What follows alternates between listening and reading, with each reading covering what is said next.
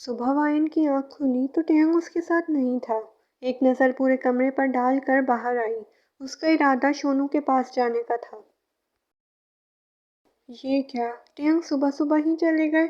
नाश्ता भी नहीं किया। अभी उसने दरवाज़ा खोलकर बाहर कदम रखा ही था कि किचन से आवाज़ आने लगी। वो किचन की तरफ आई तो टेहंग खड़ा नाश्ता बनाने में मसरूफ़ था।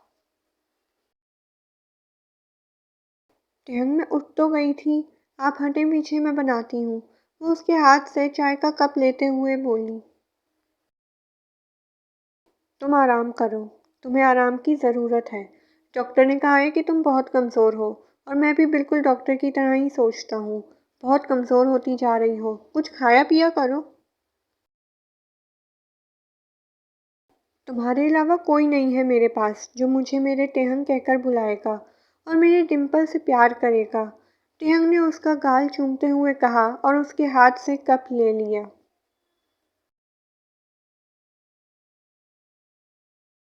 आपको काम पर जाने के लिए देर हो रही है।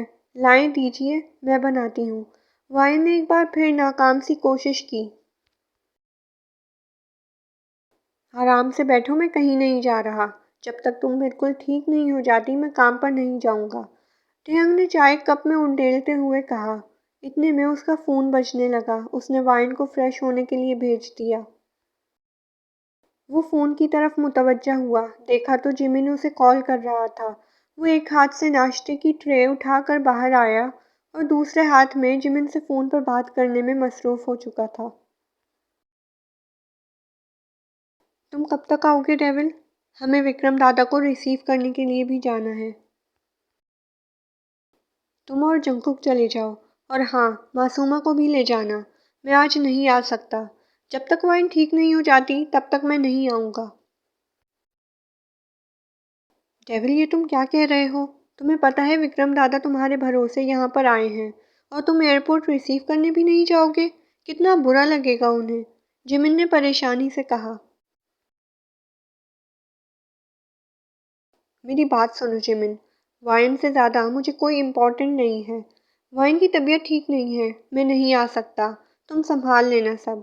वो इतना कहकर फ़ोन बंद कर चुका था जबकि वाइन मुंह हाथ धोकर वापस आई थी। बैठो और खाओ। टिहंग ने उसके लिए कुर्सी घसीट कर बिठाया और उसे अपने हाथ से नाश्ता करवाने लगा। टिहंग, आपके वालिदैन कहाँ हैं? नाश्ते के दौरान अचानक सवाल पर टिहंग के हाथ रुके थे।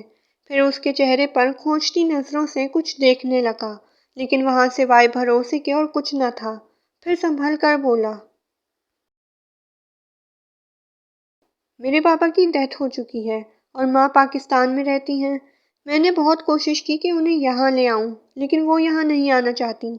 उन्हें अपना वतन बहुत अजीज है। टिहंग के लहजे में अपनी माँ के लिए प्यार ही प्यार था। टिहंग, मेरी उनसे बात करवाए ना। पता नहीं वाइन को क्या सूझी कि फरमाइश कर बैठी। वो मुझसे बात नहीं करती। वो मेरे यहाँ रहने पर मुझसे नाराज़ थी और मुझसे बिल्कुल बात नहीं करती वो। टिहंग मुस्कुराया था। आप मुझे उनसे मिलवाएं ना, मैं मना लूँगी उन्हें।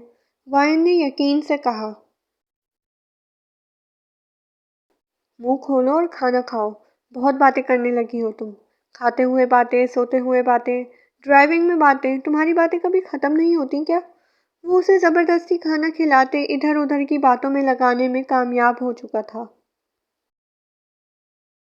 आज अपनी माँ के बारे में बात करते हुए वो कितना बेसुकून था ये वही जानता था। चाहकर भी वाइन को नहीं बता पाया कि उसके काम की वजह से उसकी माँ उसके पास नहीं रहती।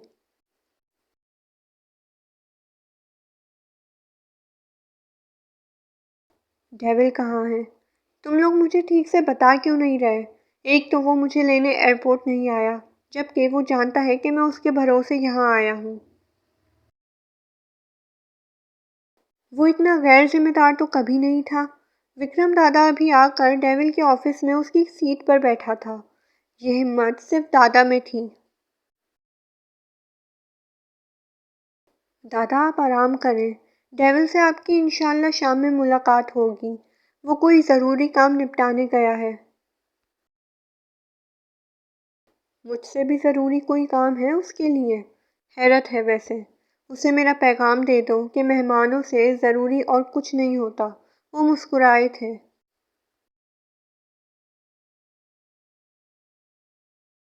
जी दादा, जो हुक्म। जुंको कितना कहकर चला गया। तुम लोगों की टीम में एक लड़की भी थी ना? जब पिछले साल मैं यहाँ आया था तो वो तुम लोगों के साथ थी। आज वो भी यहाँ नहीं है। पसंद करती है ना डेविल को? दादा ने मुस्कुराते हुए पूछा। जी दरअसल वो उसकी तबीयत ठीक नहीं थी, इसलिए आज छुट्टी पर है। जिमिन ने बात संभालते हुए कहा। और वो जो तैमूर को मेरे आदमी के खिलाफ सबूत मिले हैं, उसका क्या? आप फिक्र न करें, हम उसका हल निकाल चुके हैं। जिमिन मुस्कुराया था। डेविल के कहने पर वो सारे सबूत इंस्पेक्टर जिन तक पहुंचा चुका था और उसके बेटे के दोस्त को सज़ा भी हो चुकी थी। लेकिन इसके बावजूद भी डेविल ने कुछ ऐसा ढूंढ लिया था कि दादा का आदमी आसानी से निकल आए। डेविल ने राशिद के भाई को क्यों मारा ये तो मैं जानता हूँ, कोई बहुत बड़ी वजह होगी, लेकिन फिर भी इतनी बेदर्दी से मारा।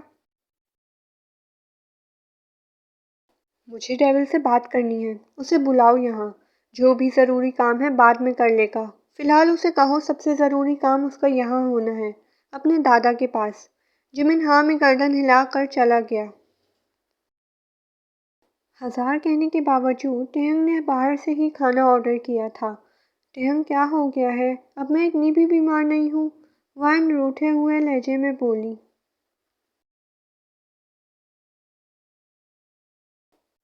आज उसने बिल्कुल सोनू के बारे में बात नहीं की थी, क्योंकि वो समझ चुकी थी कि टेहंग अपने होते हुए सोनू का जिक्र बर्दाश्त नहीं करता।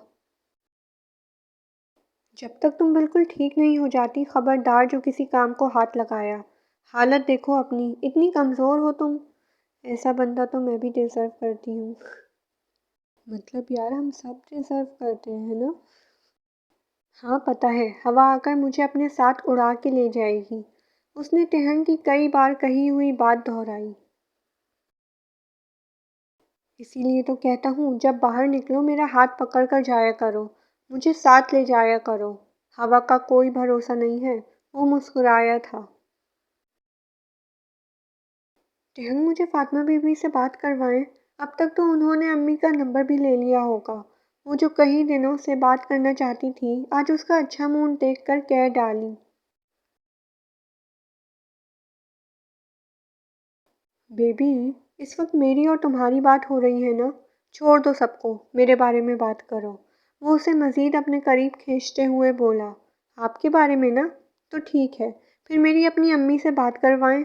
वाइन ज़िद्दी अंदाज में बोली। टेहंग ने जेब से फ़ोन निकाला, कोई न ढूंढा और डायल करके उसके हाथ में पकड़ा कर खुद उठ गया। बात करो, तुम्हारी फातिमा बीबी का नंबर है। तुम्हारे फ़ोन करने के बाद जाने कितनी बार उन्होंने इस नंबर पर फ़ोन किया। बिज़ी होने की वजह से मैं उठा नहीं सका। आज तुम बात कर लो। 10 मिनट में बात ख़त्म हो जानी चाहिए। आज का दिन सिर्फ मेरा है। जल्दी करो। कहकर वो चला गया, जबकि वायन अब फातिमा बीबी से बात कर रही थी।